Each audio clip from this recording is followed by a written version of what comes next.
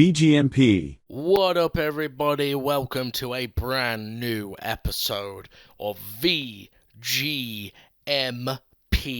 the Video Game Movie Podcast, coming to you from Cyberpunk Studios in association with Impala Films. We are your hosts, Jamie Evans and Rory Jocelyn. Hello everyone, I'm Rory, by the way, that's Jamie. And today is one of our special Run the Gauntlet episodes where we watch various shorter pieces of video game related work that aren't really long enough to warrant their own individual episodes, so we tend to group a few of them together in these little episodes. The title made sense the first time we did it because it was a reference to one of the things. Run the Gauntlet, which was for Driver 3. Doesn't make sense now. We're running the gauntlet. But Rory doesn't listen. I liked it because it's like we're running the gauntlet of having to watch all these shorts. Yeah, but could have just named one after a new one each time. Well, then we'd have had to call it Lineage, which people have gone, what does that mean? But Run the Gauntlet. Could have called it Assassin's Creed. I'm not sure we would have gotten away with putting that on Spotify somehow. Ass Baby. We could have called it Ass Baby, and then people would have been like, so what ass babies were in this? Are we doing Mega Men? Mega Men? We could have called it Mega Men. Mega Men. Do it like a surname. Ron Megaman. Megaman. So his last name. Or anyway, in Japan, he would have been Ron Rockman. Anyway, today we are gathering three little shorts that were released for various reasons, and we'll get into each one individually. And I've never seen any of these before, so it's going to be interesting for me. Today, we're going to be talking about Assassin's Creed Lineage from the year 2009, Mega Man X, Day of Sigma, obviously relating to the Mega Man franchise, and lastly is Ratchet and Clank, Life of Pi. Okay, now that's just a weird crossover. I kind of want to see that. I want to see a little robot and whatever the fuck Ratchet is fighting that big Bengal tiger. Yeah, they call it Pi with P-I-E, though. Obviously, it is meant to be a reference to the film. Actually, what Ratchet and Clank... Or is it? Well, Ratchet and Clank Life of Pi was actually meant to be a pilot for a TV series that never got off the air. Dear Lord. Yeah. Dear Lord. And technically, it's the second Ratchet and Clank thing, because there is a feature film already. I know, and it's one of those films that... Ratchet and Clank's... Sorry, this is irrelevant, but we're going to talk about it anyway. Ratchet and Clank's one of those weird franchises, in that when it first turned up, it was big. It was a big deal, Ratchet and Clank. And then I assumed they stopped making them, because it basically... it just wasn't getting that sort of attention anymore. But when I looked it up, they've basically been cranking these games out more or less... Cranking them out. Yeah, more or less every year since the first one. Plus there's a whole ass feature film that no one knew existed. It's hard to find now as well. It literally, well, apparently it's garbage according to what I've read. It's basically the story of the game. It's not done in... It's not that cheap thing that they sometimes do where they just, like, edit the cutscenes together. It isn't that. No, I know it's a film. But it is still basically just the first game story as a film. Right. There's not much in it that's particularly surprising. Yeah. But that's going to be for when we review that particular film. First one's Naughty Dog, innit? Ratchet and Clank, the first one. It was their big franchise after Crash Bandicoot, or so they thought. Yes. It's weird because it doesn't Instead, they ended up pivoting to The Last of Us. To add something naughty about Naughty Dog, when it comes to Ratchet and Clank, the first game... They stole it. What? No. Some might say better, some might say worse than that. There's a particular world where you can enter yourself in for races. Okay. Like, I think they're grind races or something like that. It's been a long time since I played Ratchet and Clank. Grind. And I think this still works on the remaster as well. If you go to... Basically, to enter the races, there's like this circular platform, and there's a girl that you speak to, and she basically goes, yo, do you want to go into these races? And you say, yeah, whatever. Yeah. There's a quote-unquote glitch. It was obviously done on purpose. Right. I can't remember the exact combination is, so you'd have to look it up online if you want to be pervy enough to do it. But if you talk to her and jump, I think, or like do backflips backwards, each time you do it, her boobs get a bit bigger. and they can get quite large, depending on how much backflipping you do. And, That's how Naughty Dog used to be. And what's this available on? This is available on any PlayStation. Can I pick this up on Steam? I have no idea. Bear in mind that I think it is a Sony-owned franchise, so maybe not. I'll be right back. You might have to buy yourself a PS5 now. I'll be right back. Bear in mind how they're considered nowadays, with The Last of Us. The Last of Us and things like that. They're trying to make it a lot more mature. They're much more mature. Yeah, let's put it that way. Do you know what I'm going to call it? I'm going to play The Last of Us this year. Yeah. I'm going to play it. And honestly, do you know what I'm expecting? Go on. To find that it's the most overrated game I've ever played in my life. This opinion comes from two things. One, the series. And two, how hyped Last of Us 1 is. Like, to be fair, it's almost hyped to the point where no matter how good it is, it can't live up to the hype. I think by this stage, it probably is overhyped in that sense. I would say it's for not... If you would... To get the most out of it, you'd have to enjoy it as if it were a piece of direction and acting. The acting is incredible in Last of Us. Yeah, we'll see. Bear in mind, this game is like over 10 years old now. Yeah, 2012, I think it was. So you're not going to get like, oh, this is like a brand new game. It is a little clunky. That's fine. I mostly play clunky games. Yeah, you like. Because I mostly play classic survival horror. Ratchet and Clunker. Anyway, let's get on with this because we're taking too long. So up first on the docket, it's Assassin's Creed Lineage. A conspiracy by one corrupt family to overthrow the powerful Medici dynasty and destroy a unified Italy. But there were still some who fought for justice and followed an ancient creed.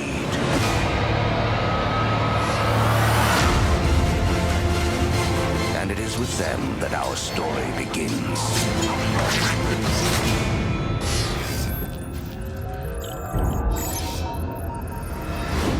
Okay, so we're talking about Assassin's Creed Lineage. This is a 30-odd minute short film made by Ubisoft themselves in promotion for Assassin's Creed in 2009. What's your experience with the Assassin's Creed franchise, Rostifer? Yeah, so the reason for picking the three that I've picked today is because it's three franchises that have either some or only a few entries into adaptations.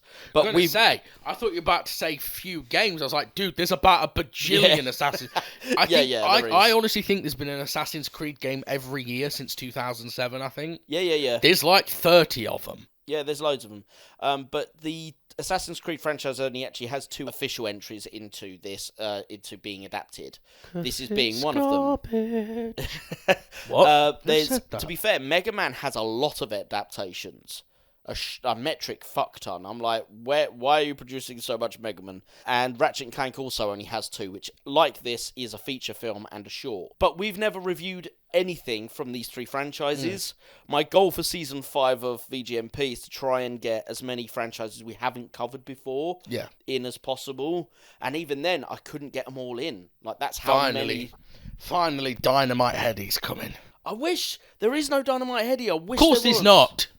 I wish there was. I met a girl in a bar who had some pretty Dynamite Heady.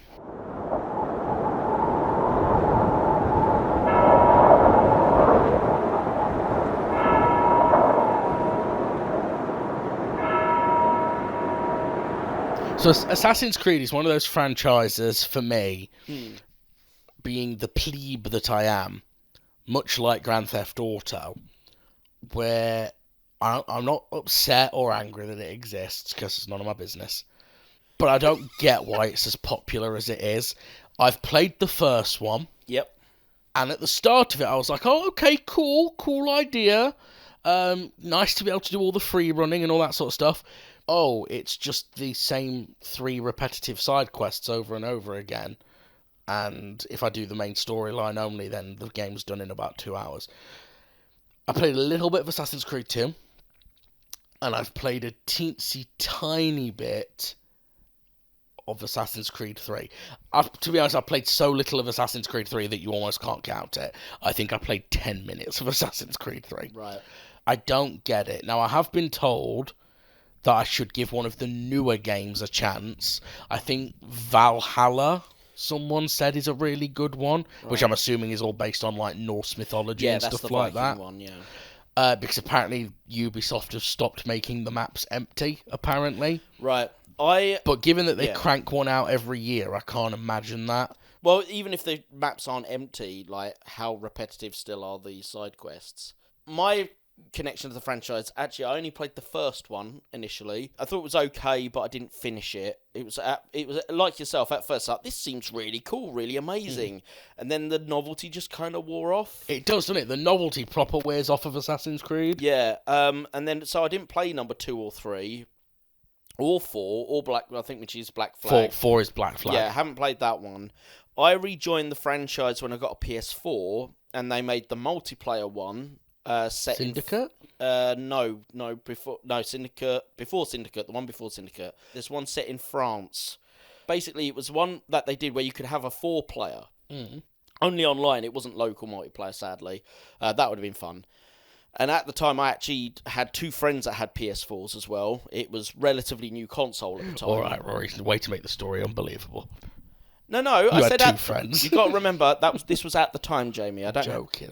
I don't play games online anymore. I've got no friends left. So I played through this game. I was like, okay. Here's the annoying thing with that one. It starts off. You're in France, running around Paris, etc.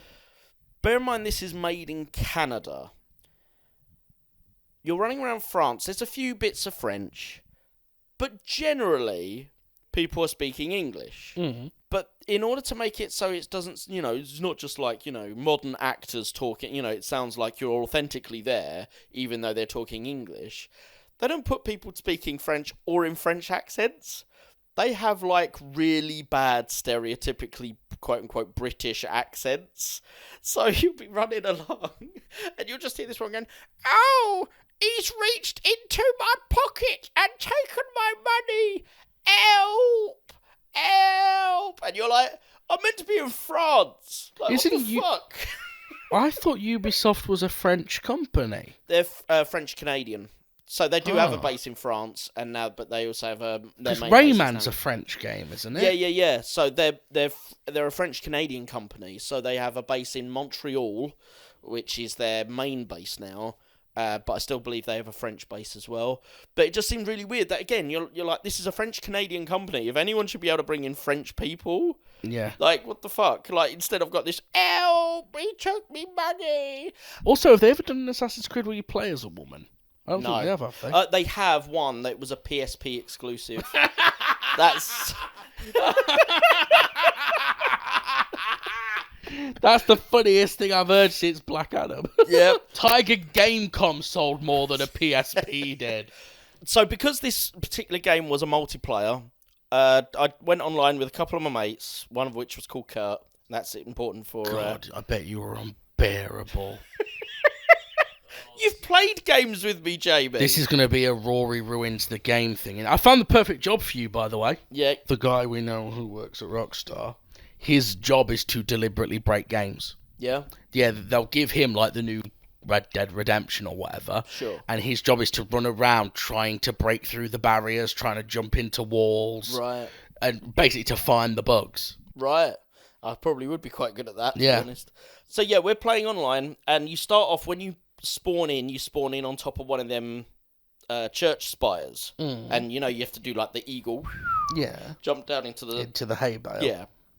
Which at a certain point, you're like, even if there is hay in there, you're hitting that with such force, you're dead anyway. So Kurt's in front of me on this little ramp that, and you have to be right at the end of the ramp to jump into the hay bale.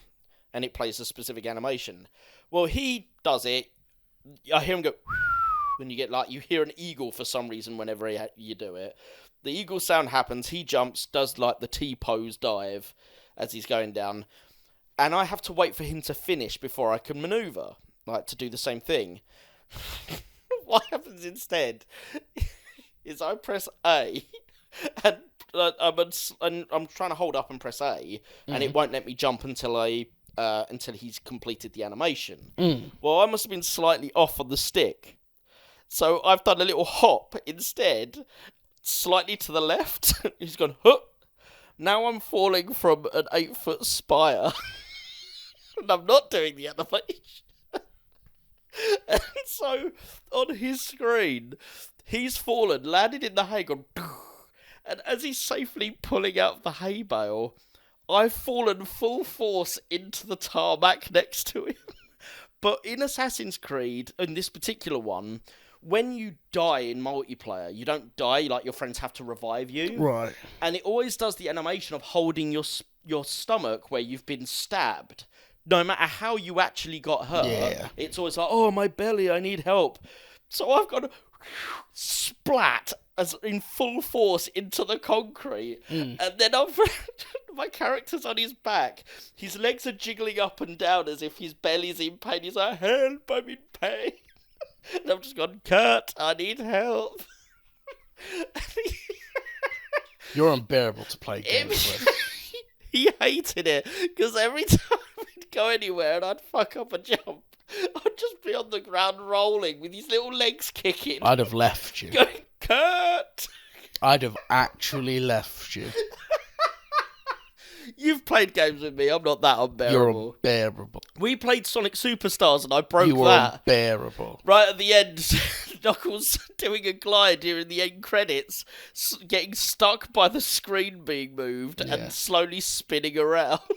You remember the, speaking of Sonic Superstars... First time I'd ever played it. Speaking of Sonic Superstars, you remember the Knack the Weasel boss fight we were stuck on for ages? Yes. So I did that the other day, and it made it into a complete and utter joke.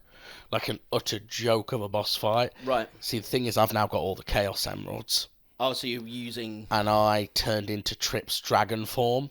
Right. And by pure chance, I don't know how I did it, I happened to do the level beforehand really well. I played it really well. Right. And I had the magnet thing on for nearly the entire... Like, I got the magnet power up and managed not to lose it for pretty much the entire level. I had just shy of 400 rings when I got to Knack. So I just activated Dragon Form, and much like Supersonic, it works on a 1 second equals 1 ring thing. Yeah. All you have to do is touch him, and it damages him when you're in super form. Yeah. And nothing he does can kill you. Because the only thing that can kill you in super form is a crushing death. Yeah. Well, the only crushing death is getting caught 'cause the screen's chasing you, isn't it? Yeah. So the only danger I had to avoid was that. But all the falling lava waterfalls, I was just going straight through them. Yeah. Be like, I'm a dragon, bitch! What did we learn from Game of Thrones? Fire cannot kill a dragon. Exactly. Last thing about Assassin's Creed then was I eventually got rid of that game. As all good people should. Because Assassin's Creed's a garbage franchise. Yeah, well, it got to the point where I was playing it like, okay, this isn't actually that great a game, but I'll 100% it before I get all the trophies. And I tried getting some of the trophies, and I don't normally get angry at video games anymore. And this was one time where I literally got to the point I thought I was going to smash my console, right? Because it wasn't my fault. And I know this sounds like a bad workman blaming his tools, but honestly, I don't get angry with games generally, even if I suck at them. Right. I'm just like, you know what? I'll chill out. I've had fun. Whatever. This case, it was like, I'm trying to fucking complete this level, and it's where you have to do a level, and you've got a girl following you, and the AI has to do most of the legwork and not get caught. But the AI was so shite that she'd get you caught. And she'd be like, why are you pulling the gun? And because she'd blame you, because the game assumes you fucked up, why would the AI fuck up? She'd be like, I told you not to call the guards. I didn't call the fucking guards. You called the fucking guards. And you'd end up sitting there going, I'm being gaslit by a shit video. By a computer. Yeah, I'm like... And I was just like, I can't play this game anymore. It's infuriating me. You never got the 100%? No. I did remember there was one time where, when you completed missions in that game, when you complete the mission, you got this heroic music, like a jingle, like... Well, this was more like a swelling, heroic sort of orchestral tune, right? And there was one mission where it was like, you talk to this woman, this like old woman on a bridge, and she's like, I had a dream that these two men and one woman, and it's the only time you ever kill a woman in the game. and it's because you've been told to by a woman. She goes, these two blokes and this woman, they're planning against me. So can you do this, blah, blah, blah. And it's like, it's just based on a dream. Yeah, it's just a dream, but I know it's real. She's the real villain. You punch her off the bridge. That doesn't happen. I'm like, Jesus Christ. So, but that's the mission that comes up. So I go along, I kill the two guys. To be fair, they attack me. And then the third woman is just baking. The woman's just baking, right? She doesn't attack me. She's just baking. And I'm like... And it's sure, like, you had the right woman? Yeah, I did. It was like, that's the target on the heads-up display. I'm like, I've got to kill... Really? Alright, so I got behind her, I press the button, stab the knife through the throat, kills her instantly. Mission accomplished. Da, da, da, da, like heroic swell. I'm like, I'm not the good guy in this one. I murdered a woman who was just baking because some fucking haunted woman on a bridge dreamt that this woman might fucking backstab her. I'm not the hero. Don't play the fucking music for me right now. Oh, anyway, let's talk about Lineage. Yes. So this is a 2009 promotional thing. It's a prequel to Assassin's Creed 2, featuring Giovanni Auditore di Firenze, the father of Ezio Auditore di Firenze. And this is so it's filmed live action actors on front of green screen sets. Yes. With mixed results.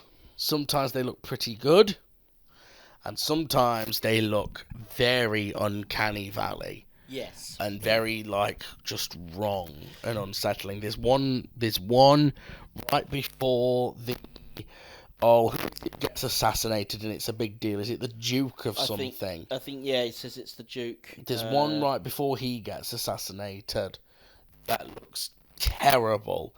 It's like a long shot of his assassin and Ezio sort of running to stop him, and he's got the big stick. And the green screen on that bit looked absolutely atrocious. Yeah.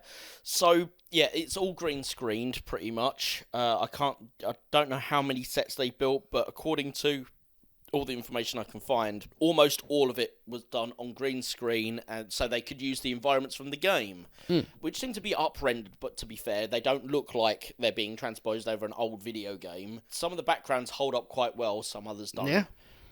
So actually, to be fair, there seems to have been quite a lot of effort put in, but this does lead to a certain amount of the shots looking good and other shots looking terrible. Yeah. There's a few really nice artistic shots in this. Like, some of them just look clean, really nice to look at.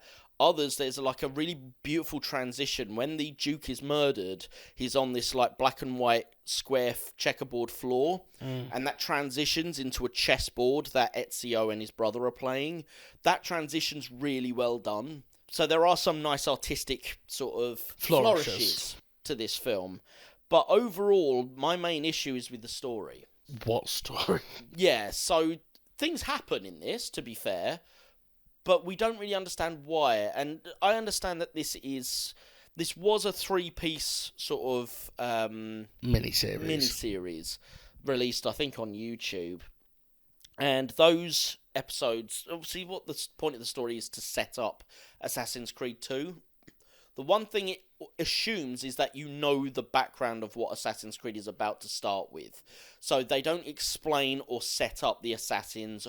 They don't even mention the Templars, to be fair, but I'm fairly certain the Templars have always been a big deal throughout. I'm assuming the guy in the black robe with the apple must have been a Templar, but they don't say that. There's no mention of the Templars, but yeah, and when we see the assassins, the ones that are hiring Giovanni, they don't mention that they're assassins. They just say secrets are made here and they die here. Okay, right? But that's it. It's like, there's no mention that they are a sect. There's no mention of, what they're all about. Yeah. And I can understand that there could be an argument made by fans. I think it'd be wrong, but that if why are you watching this anyway if you're not already a fan of Assassin's Creed? But you've got to remember, this was a promotional material for Assassin's Creed 2. Yeah. We're not talking about like Assassin's Creed Valhalla, which to be honest isn't a direct correlation anyway. Which is like the 7th or 8th game in the series. This is the 2nd one. Yeah. At this point, you should probably assume not everyone knows what your brand is all about. Yeah, of course. What was Lineage released on? Was it was it straight to streaming? Was it? So it was released on YouTube in 2009. So very early in the YouTube time cycle, to be honest. Right. The first episode was released on 26th of October 2009, and the second and third parts were both released together on the 12th of November. Okay. And then the complete film was released 2 days after that. It was also it also had a DVD, and it doesn't mention it on Wikipedia, but it definitely has a Blu-ray release. I know because I own it. So there is a Blu-ray release out there, which is what this copy that we've just watched is sourced from. The it may not show so much on the DVD copy. Bear in mind this is a 2009 production. The Blu-ray definitely shows up some of the negatives of the filmmaking process. You mean the fact it's live action on green screen? Yeah, some of that. I mean, some of that may show up still on DVD. I don't know, but it definitely shows up on the Blu-ray. I think one of the main issues that I see with the Blu-ray is that it's definitely interlaced footage, not progressive, because there's a blurring effect to certain shots and certain scenes. Okay. That are, I think, inherent from the source. So I don't think this was shot on cinema film, for example. I'm fairly certain this was shot on, like, at the time would have probably been top-end HD camcorders. But they're top-end HD camcorders at 1080i. Right. So it's not quite as clean as it could be. No. And that couldn't have helped when it came to doing the post-production.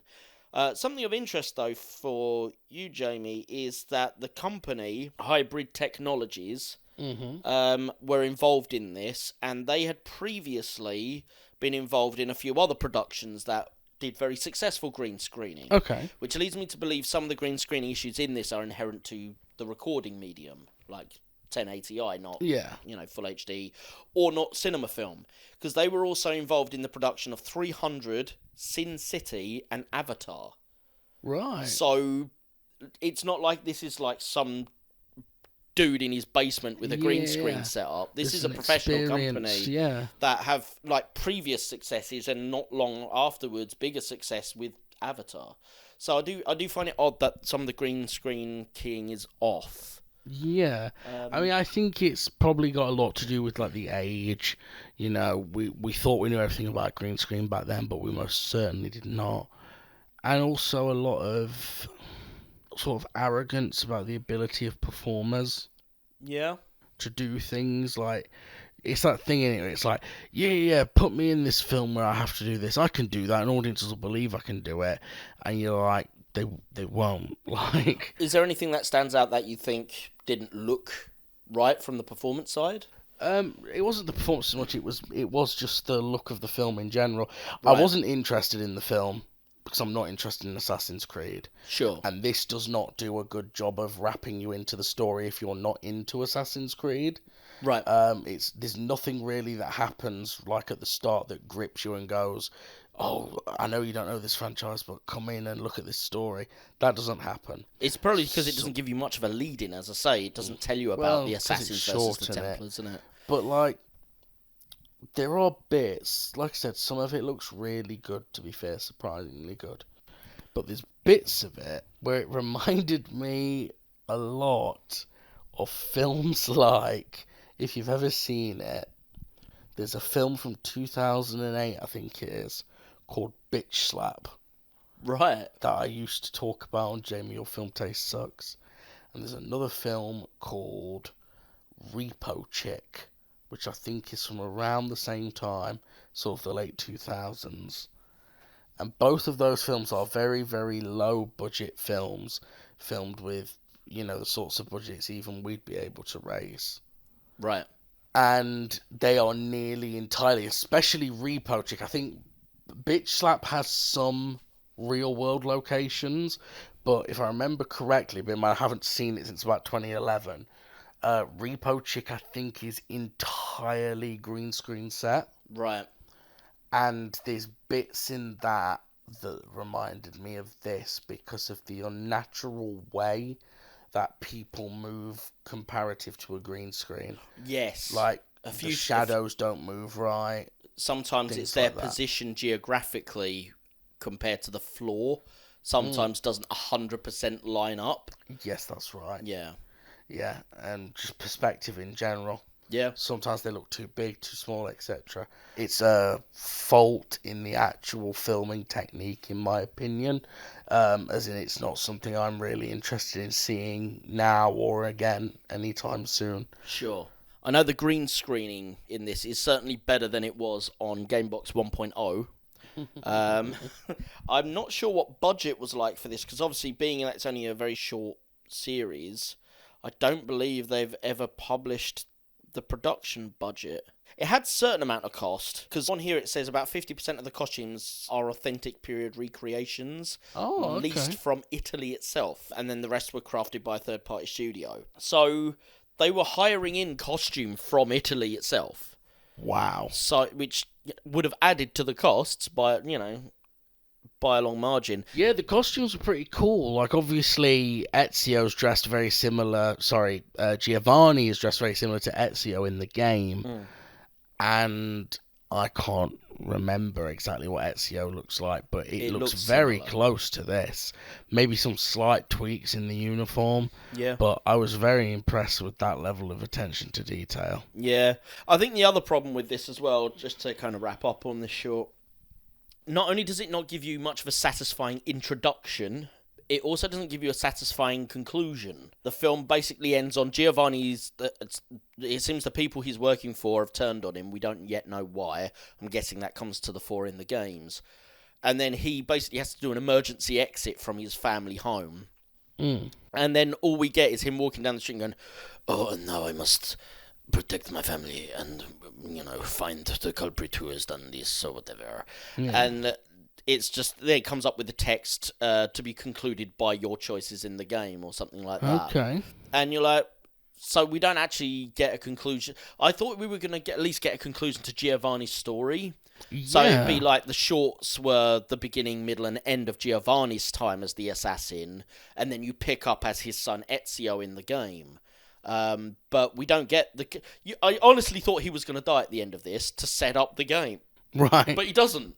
He just walks through a fucking fireplace and then goes, "Hey, everything okay, I'm going to do it." What? I don't remember that bit. Well, that's the Cliff Notes version of Assassin's Creed Lineage. Is that I'm going to do it. Stereotype? No, it's not. It's a silly voice. You think you would recommend this film? No.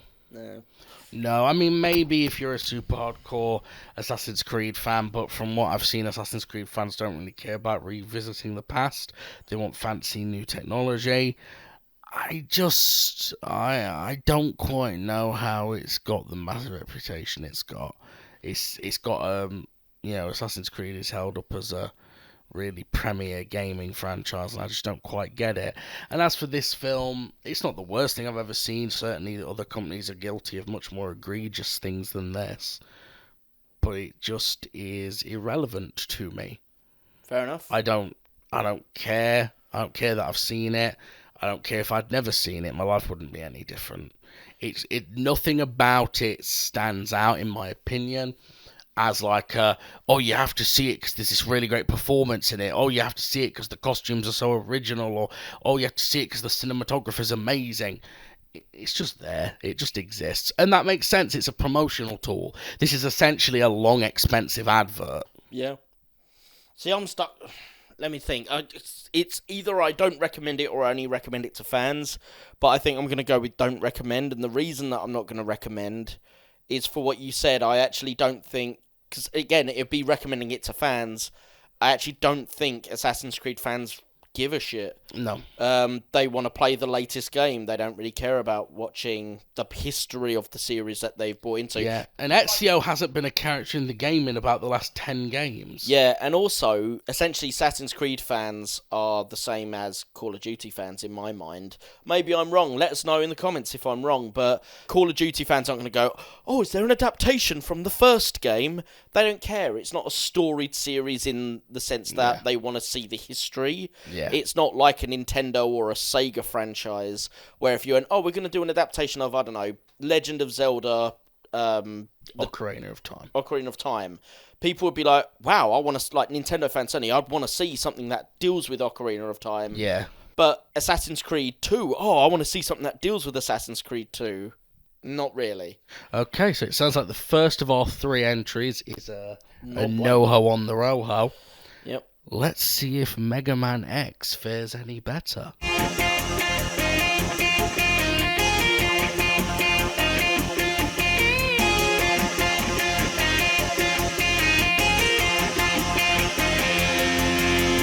See you after the break.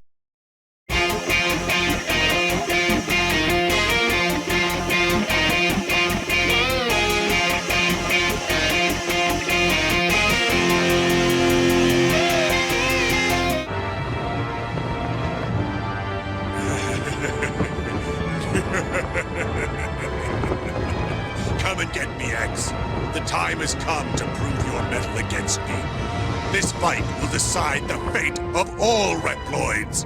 The battle may be over, but the war is just beginning.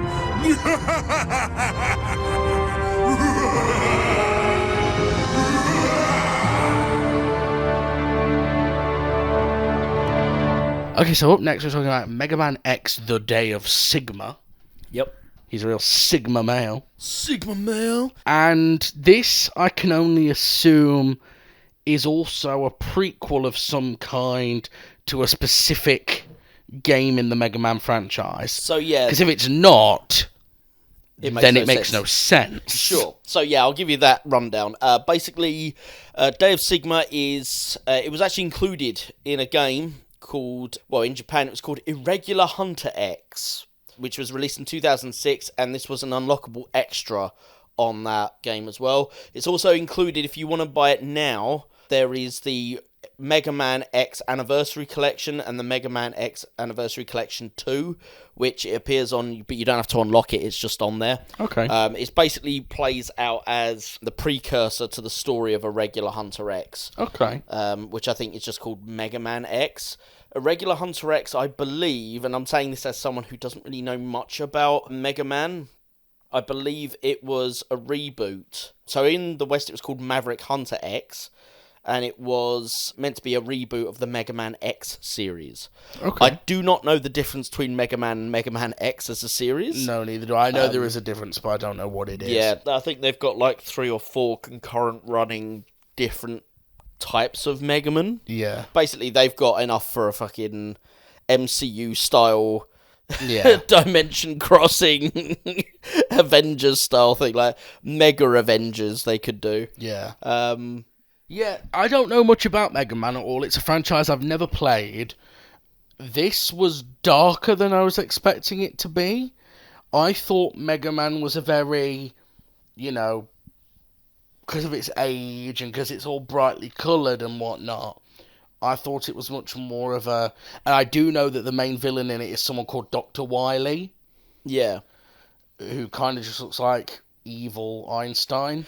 Yeah, so you have Dr. Light, who's the good scientist that makes Mega Man, and Dr. Wily, who makes all the evil robots. And I'd always kind of just assumed, looking just the few bits of Mega Man I've ever seen, I'd always assumed it was just like a classic platformer with a sort of cheesy, simple storyline, like sort of a Crash Bandicoot type thing. I thought Dr. Wily was basically like a Dr. Cortex type thing. Yeah, it is. It's more of a run and gun shooter as well at the same time. It actually crosses those two genres nicely. Right. It's known to be very hard, very technical. Like, you have to be very precise. Really? In your timing. Like, you know how people say how hard Rayman is? Yeah. Mega Man is essentially the almost, I suppose, a precursor to how difficult that style of platforming is. Right, okay. Having said that, I haven't played a lot of Mega Man to be able to say that for myself. I played a lot of Rayman. I've played quite a bit of Rayman, yeah. Go and free the Electoons, Rayman. There's a few series like YouTube channels online that I watch, like Game Grumps. I always mention them if I'm going to talk about that, but I watch them the most. And they've played Mega Man a few times, so I am aware of how those NES games work. Yeah. Or NES if you're in America.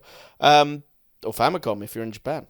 Yeah, I was surprised by how many just things were in this. I didn't think there would be. I honestly was just colourful, robots versus type thing. Yeah. But this plays like a manga infused, brightly coloured Ghost in the Shell / Blade Runner. Yes. The word Reploid is thrown around a lot, and if that ain't a reference to replicants, I don't know what is. If I was Ridley Scott, I'd be looking into a lawsuit right about now. What did you think, Rostifer? I agree that you can't really dive into this as a short unless you know the story, or at least the characters of Mega Man X. And the reason being that it literally just throws characters in there that if they weren't, connected to a series like this, they would actually have to introduce. But in this, they don't. There's a character called Chill Penguin. Yeah. Who is a robot penguin man. And he has a line where he says, they're talking about someone trying to hack. And he goes, and he's got a voice, it's kind of a bit like that. Or it's got a similar-ish sort of voice to that. But then when he says hack, he goes, hack? What about the Mechanaloid security program? A system that complicated really shouldn't be so easy to hack. Yeah, Mr. Penguin, let's get on with this. And he just walks in, you're like, who is this? Why is there a fucking penguin? What's going on? It feels like it's very much playing on the idea that you already know it. Yep. There's also a character, I think it's Storm Eagle, just literally walks in and goes, hey, I've been assigned to other duties, but now those duties are over, so let's get on with some shit. Think of us like a built, ripped man's body with an eagle's face. You're like, who are you? Where are you from? He does nothing for the rest of the story. He's like in one scene and then in the background of another, and then he's just never seen again. You're like, why did you introduce a man eagle if you weren't going to pay him off in the story somewhere? Like, what the fuck is he doing here? The other thing they do is there's a character called Vile. Now, he is shown in this, but he's almost not there. He's like, they revealed that, I'm guessing, by the looks of this, he was the main villain of the Mega Man X games, I think. Oh, so not Sigma? No, it's the character who looks like Boba Fett with the V on his head. That's Vile, and apparently because it's come up on the fan wiki that he's like the main supporting villain, but he's almost not in this. So I'm guessing he must just be the main villain of the game. Yeah, so if you've got any connection to the Mega Man games, let us know. Are we missing anything? Are these characters at all important in any way, shape, or form? They just seem to be thrown in there as far as just watching it by itself is concerned. Looking at the voice actors, there's no one here who jumps out as someone that I've seen before. But what I will say is there is an actress that I've not heard of before. Let's have a look at her. Her name is Angie Beers. Okay. Sounds like she's an alcoholic. Looks like she does the voices on a few Mega Man games, though. So it looks like they've carried the voice actors for the games over into this short. And who did she play in this? She played additional voices. Oh. But she's on her IMDb, she's listed as quite a few of the Mega Man games. So that's all the trivia I could really find on this. I think it's about 23 minutes long. Yeah, short. as a little promotional short, this isn't actually that bad. No. It's a little too long, to be honest. I think this stuff I'd have cut out. But then again, I don't know the series or the particular game this is based on. So for all I know, everything in this was super relevant. Yeah. I mean, what's quite interesting about it is that there is quite a bit of action. There is quite a bit of intrigue in the way the story builds. It is obviously incomplete because this leads into the game. Yeah, so obviously but it wouldn't actually require a lot to pad it out to feature length, I don't think. You need to do a proper introduction, introduce who the fuck Mega Man is, or X as he's called. Weirdly enough, they never call him Mega Man, they call him X. Yeah, specifically. I noticed that. Introduce, his relationship with Zero, because they're just sort of thrown in there, and yeah, of course they're bros, but you're like, are they? I don't know. Literally, I've seen pictures of Zero before, Yeah. and until he spoke in this, I'd always assumed it was a female character. Yeah, because it's got a very gruff, manly voice, but it's got long blonde hair, which normally, with something like this would indicate a female. But it's also the 2 green circles for boobs. Yeah. And I'm like, which, again, is not unusual for a Japanese production. Maybe we're just not being very forward-thinking. Maybe Maybe we're at fault, Rory. We are old, JB. We're not old. Calm the fuck down. We're ancient. We haven't reached 40 yet. We're fine. Hang on, let me just put my false teeth back in. It's hard for me to say anything more. It's kind of zany, and I like that. I wouldn't mind if they were to pad it out with a proper intro and a proper outro. It would make a decent enough second act of, a more complete production. And I guess again, if I played the game, maybe I would get that from playing the game itself. Other than that, other than the odd, here's a Birdman, get on with it, here's a fucking chill penguin, get on with it. Other than that stuff, it is quite generic. This is essentially an opening cutscene for a game. Yeah, I think that's, yeah. But we've not played the game. We've not played the game. We've just watched the opening cinematic. Yeah. Well, that was Mega Man X Day of Sigma. Yeah. Anything on there that you think you could recommend? I've no idea, to be quite honest. I mean, you can't recommend it to a general audience because it's not a complete thing. No. It is literally an opening cutscene. And even then, I mean, I don't know the Mega Man games, so I don't know them well enough to know whether, is this vital viewing that you must see to understand the complexities and the deep narrative themes of the game? Or is it more likely just a nice piece of bonus anime that actually is irrelevant and means nothing? Yeah. I think I'm going to go with no, not because it's bad in and of itself, as you say, is incomplete as its own piece of media, but the fact is, if you are going to watch it, if you are a big enough fan that you want to watch it, then it appears that it is included on that Maverick Hunter X game and on the Mega Man Anniversary Collections 1 and 2. So I guess if you want to buy the games, you'd have watched it anyway, because it comes with the games as they currently exist. If you're going to do it, I'd do it that way. That's 2 out of 3. Let's strap in and prepare for our third entry in our second ever Run the Gauntlet, Ratchet and Clank. Life of Pi.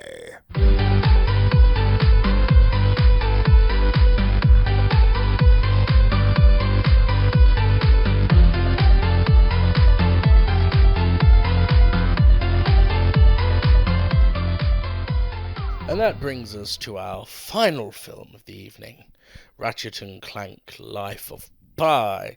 This little ditty is an animated movie from the year of 2021. I'm glad you added the episode 2000. 2021. Wow, okay, I wasn't expecting you to say it was that new. That's after the film, isn't it? Yes.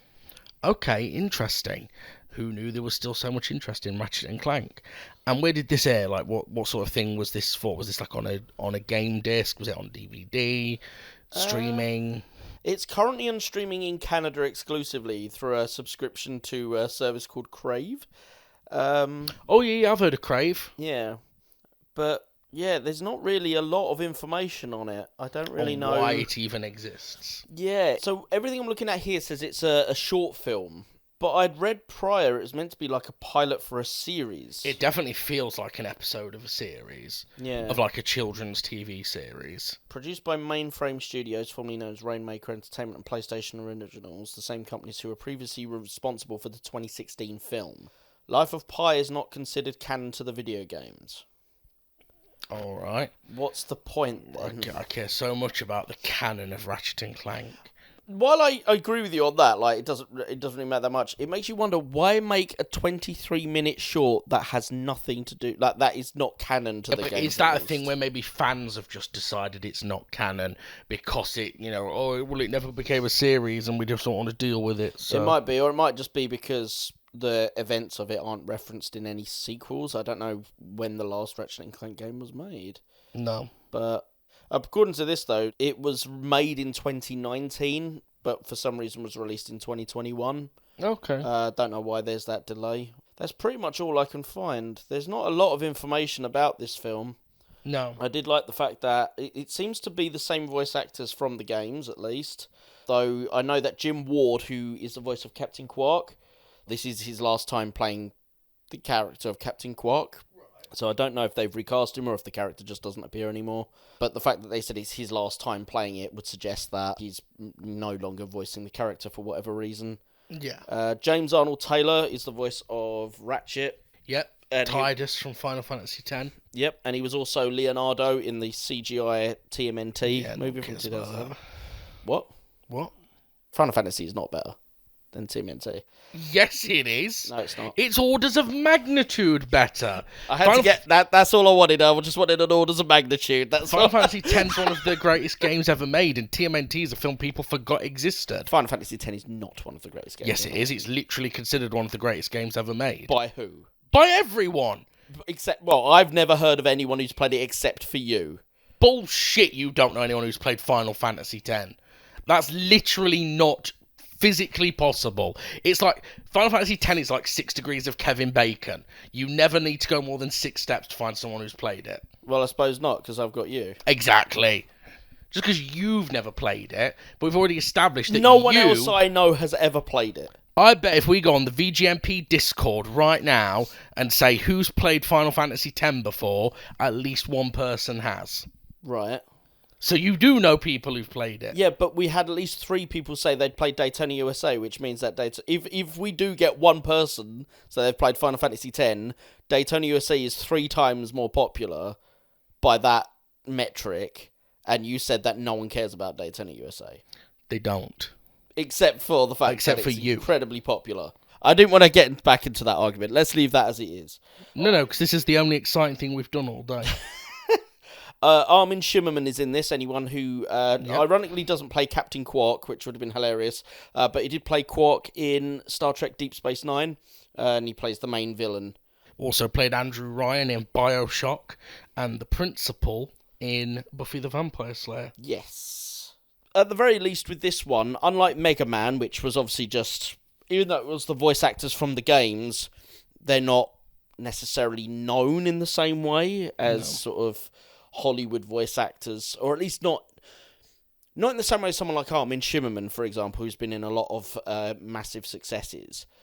And unlike Assassin's Creed Lineage, which had mostly sort of relative unknowns, not complete unknowns, but relative unknowns from Canada, this is probably the biggest production, I think. I would assume this is the biggest production out of the 3 we've watched today, Jamie. What do you think? This is the best thing we've watched. I agree with you on that. Because it's actually a complete thing. Yeah, but I mean, in terms of the production size, I imagine the quality of the CGI means it would have a certain amount of cost to it, but also the cast. Yeah, I agree. Yeah. I don't think that the other 2 are less than this because of the budget. Far from it. Their problems are generally that they are incomplete narratives, which is something that this film, at least to its absolute credit, this is a complete story. Yeah, it's just a little short ditty. It very much feels like an episode of a children's film. Yeah. Lots of slapstick comedy, lots of pun-type jokes. Yeah. But it was complete and whole, and we watched the whole thing. Is there anything in this that caught your attention in a very positive or a very negative way? Was there any particular beautiful shots, or was there any... just it was funnier than I thought it would be. Yeah. Still wasn't like hilarious or anything. No, it's more amusing, I'd say, than it was funny. Yeah, I mean it's for kids. Yeah. It's for kids. I remember playing the remasters of Ratchet and Clank because I had an ex-girlfriend who had played the games when she was younger. And she was like, "Oh, have you ever played Ratchet and Clank?" I was like, "Nope, never played a PlayStation 2. We got the games and the remastered versions. Must have been PS3. and I played them there. And they're okay. I really don't know what the big... I don't know what it is about Ratchet and Clank that caught people's attention. Maybe I was the wrong age or I caught it out of its zeitgeist. But when I played the first Ratchet and Clank, it was basically an open world Sonic Adventure 2. They had grind mechanics, which were copied whole cloth from Sonic Adventure 2. Right. But it was like, there were levels, but you could go in and out of them at will, whereas obviously Sonic Adventure 2, it was a very linear progression path. Right, I see what you mean, yeah.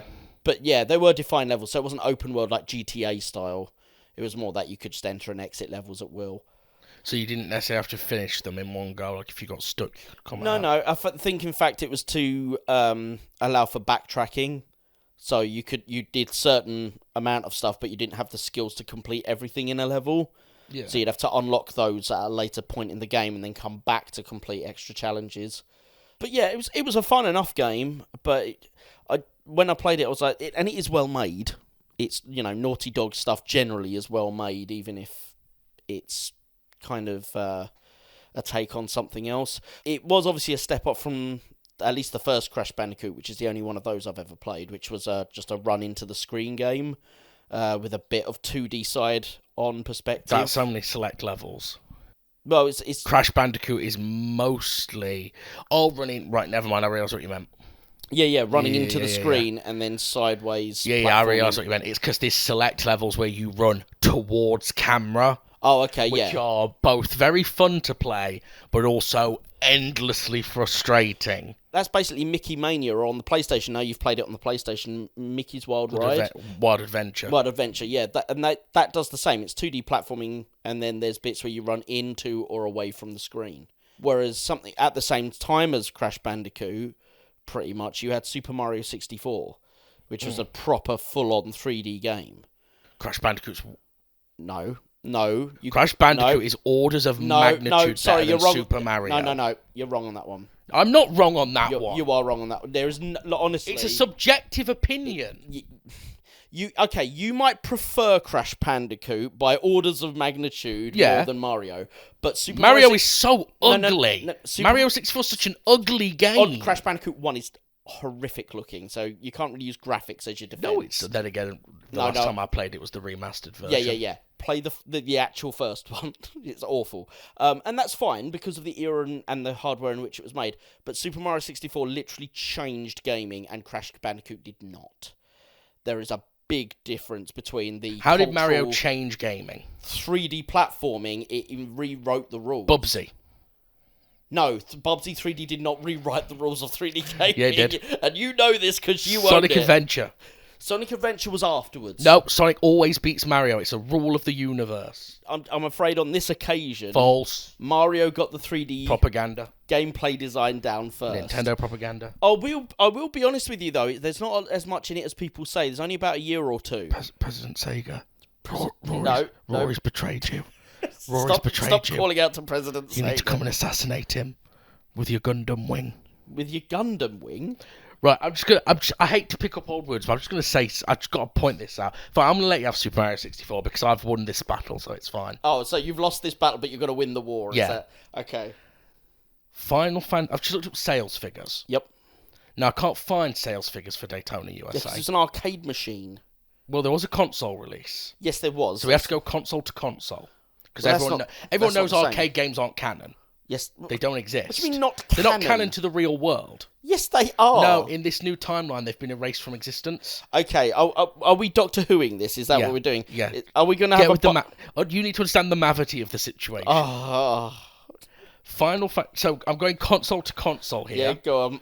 Final Fantasy X. It's not going to be an accurate representation. Sold double the amount of copies. Yep. Not of Daytona USA, but double the amount of entire Sega Saturns sold in the entire world. Yep.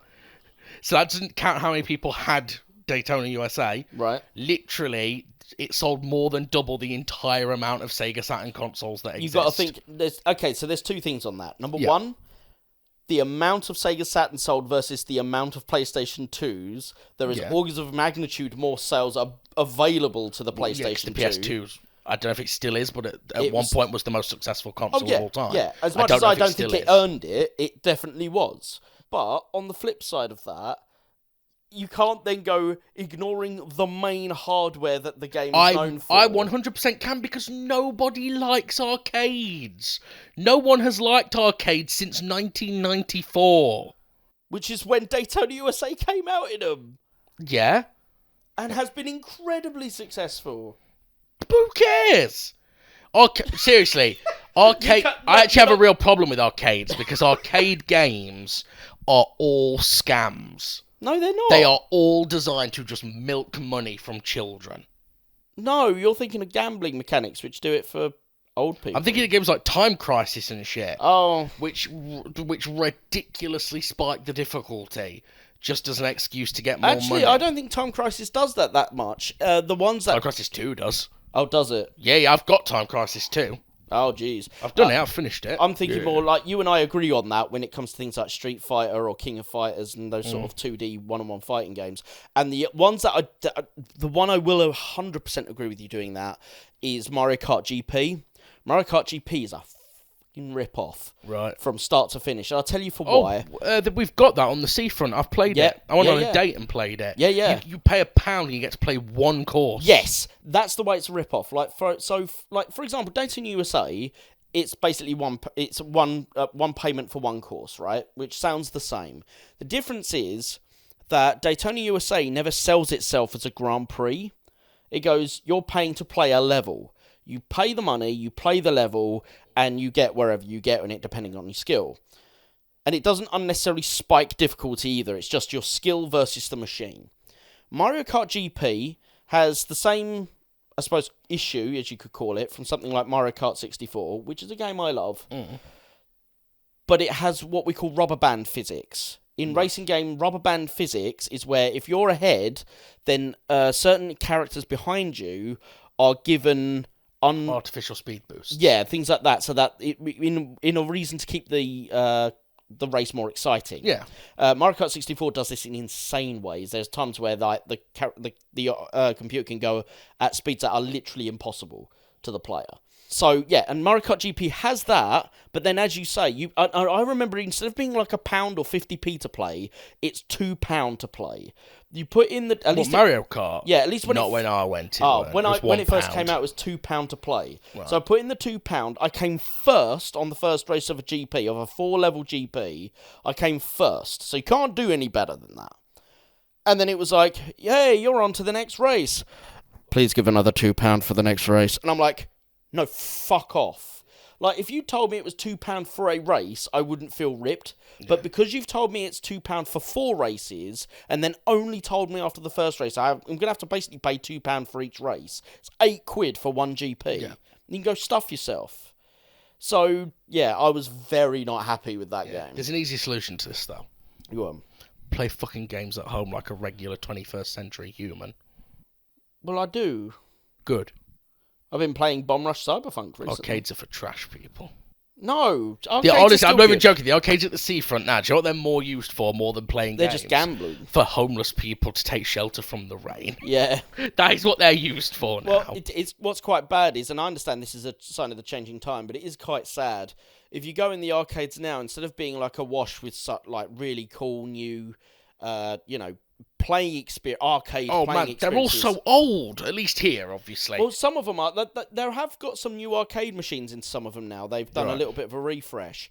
But what they've done with the refresh is they've brought in some new arcade games, but they've made half of the entire arcade, in every arcade, a gambling establishment. Yeah. What I like to do in an arcade, if there's going to be arcades, I want to play games I physically can't play at home. Yeah. I.e. giant air hockey. Now, I used to have a mini air hockey table, but it's not the same thing. But giant air hockey tables, or they've got one in one of the amusements at Southend, and it's just a first-person shooter with dinosaurs in it. Yep. So you've got a water cannon, and the cannon actually fires water at the screen. Oh, that's interesting. Yeah. And I was like, we're going to die of electrocution. But below that, because obviously the water's got to fall somewhere, hasn't it? Yeah. Below is a bunch of plants. So as you play, you water the plants. Oh, that's cool. And I'm assuming what happens is the screen detects the pressure of the water hitting it. Must have some sort of sensor on there, yeah. Well, that's interesting. But that's something I can't do at home because, I'd ruin my fucking house. Yeah. Or jack my water bill up so high. But that's why I'm confused. Like, if you don't ever watch this film, but there's a film called Cucciolo. It's a Spanish film. And the only thing that's interesting about this really awful film is there's a sequence that takes place in Sega World in London. And in there you can see several arcade games, one of which is one that my dad had played, and it also appears on an old episode of Games Master from the 90s. Basically, it's a flying game, but you're on a bicycle. You're cycling this bike to keep yourself in the air, which not only cycles the wheels, but flaps the wings. And as you either go through rings or collect stuff in the air. And as you go through, if you stop pedaling or something like that, you dip, and the machine actually dips with you, so you get the feeling of actually going down or going up or whatever it is that the game is doing. You can't do that at home. Yeah. Do more of that. Like, this is why the arcades aren't doing that well. All they're doing is... There's nothing novel at them. Yeah, one thing that they've got that's still novel at the moment is light gun games. Well, yeah, ironically, light gun games have become novel after not being novel for a little while, because back in the PS2 era, you could play light gun games at home, but now you can't anymore unless you've got a CRT TV. Yeah, you need the right type of display, because... LCD screens can't give the feedback the light guns need. The problem is they've all become rip-offs. I played the new House of the Dead in one of the arcades. It doesn't feel like a unique experience, does it? It just feels like bullet hell. Yep. The game is... I'm not saying... this isn't a good. The game is unwinnable without putting loads of money in. Yeah. And it's a shame, because if they just made some more skillful and more unique cabinets, they probably would survive longer. But it's because they want money. Yeah. Anyway, sorry, we've gone off on a bit of a thing, because Ratchet and Clank does not have an arcade game, as far as I'm aware. Because I like the arcade experience, and honestly, I don't have much to say about this film. It's good looking. The version I got, for some reason, the sound was overly bassy, so I might have to look at trying to see what happened to the sound file on it, because it looks fine, but the sound is a little bit muffled and overly bass heavy, which meant that when the music kicked in the credits, Jamie's poor speaker was like... It's all about the bass, no treble. Oh, treble. Did you say no gerbil? Yes. I thought that's what the song was. No, you didn't. No, you didn't. No, I didn't. You lie. I always sing no gerbil, though, because it's funnier. Of course you do. I'm not annoying.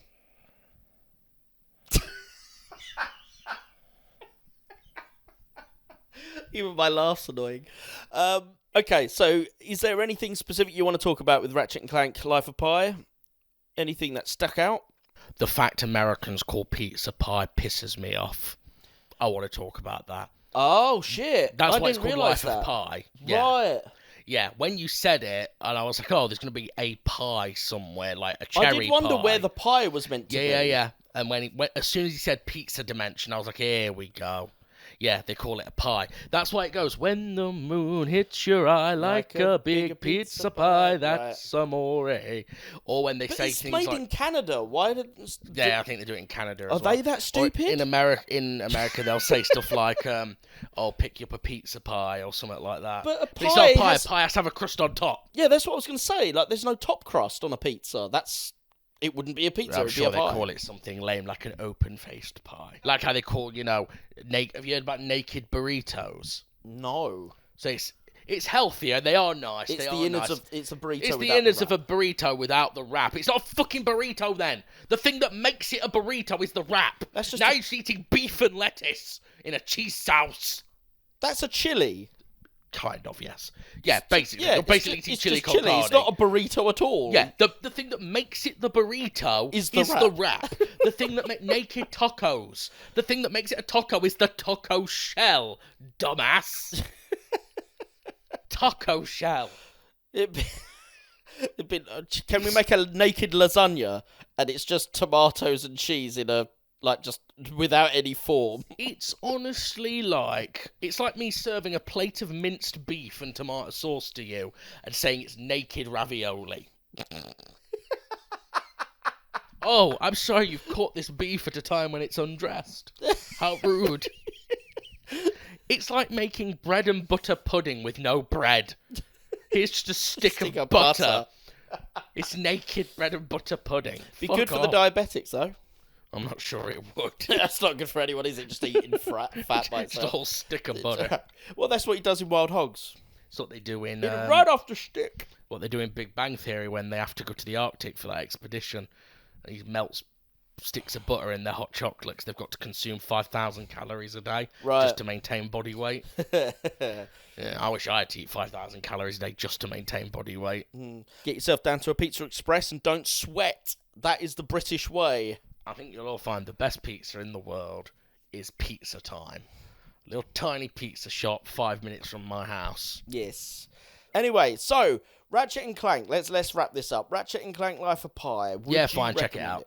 Yeah? Yeah, go on, why not? Hey, Put it on for your kids. Yeah, I think I agree. It's much more of a kids thing than it will be for adults. But if you're a fan of Ratchet and Clank, or you just want something fun to watch that will, won't offend, will just be a good, enjoyable 25 minutes. Yeah, Ratchet and Clank Life of Pi, very good.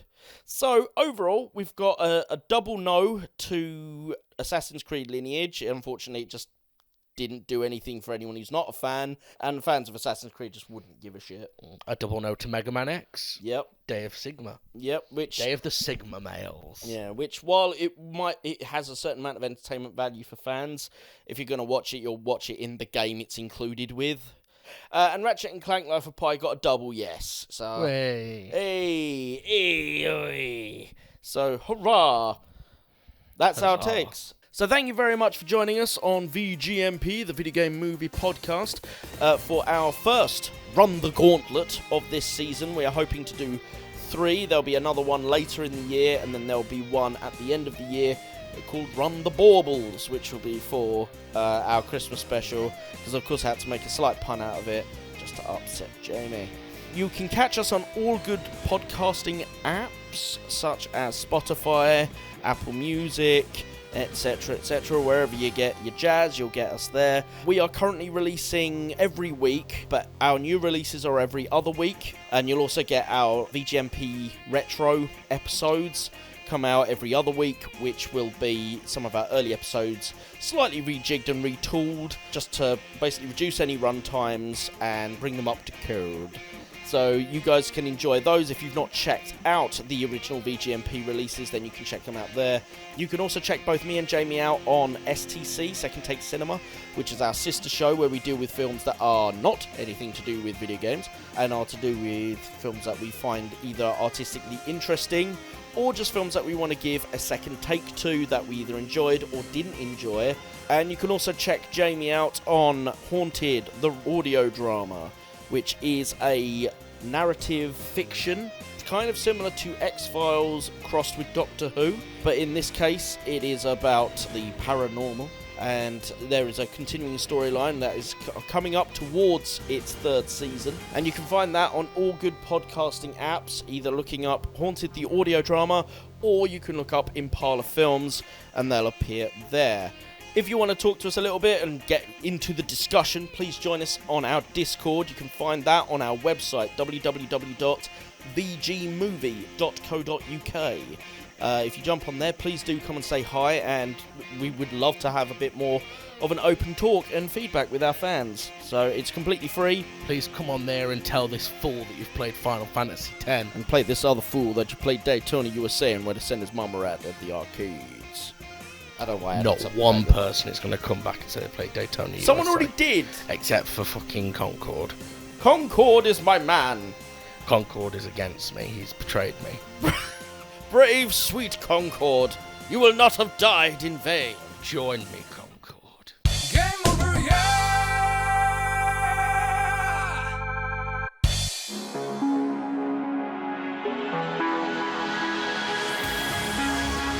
Cyberpunk Studios.